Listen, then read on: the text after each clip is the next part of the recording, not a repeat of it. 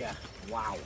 Yeah, that you don't have to Pretty take it. unbelievable. That's One of the things that we enjoy doing is that not only we get an opportunity to come and spend some time, legitimate time at the El Camelo farm, but we specifically take a day to go and visit what are often friends of Miguel in the region. And so it's always interesting to see other farms because there are huge farms, there are very small farms. Miguel grows primarily top grade specialty coffee, and he's a leader in trying to convince other farmers in the area that if you grow specialty coffee and you take the time and the energy and the effort, which is harder, to grow specialty coffee, the results on the back end could potentially be people like us willing to pay way more money for that pound than you could get at the local mill.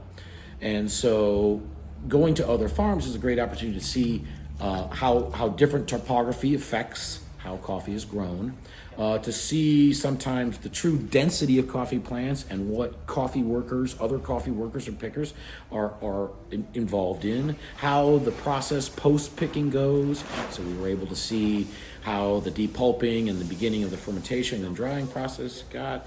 And then one of the things that I've grown to appreciate about Miguel is that Miguel is fortunate that having grown up to had a formal education, has worked outside the coffee industry, and so he has a lot of really good knowledge.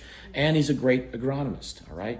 And so he loves to share that knowledge with other people. So he's not afraid to say, oh, I'm going to keep this to myself and grow all the good coffee. And so every time we visit these farms, large or small, the conversation always ends up turning to him and the owner talking about Miguel showing, say, hey, you should trim this branch here.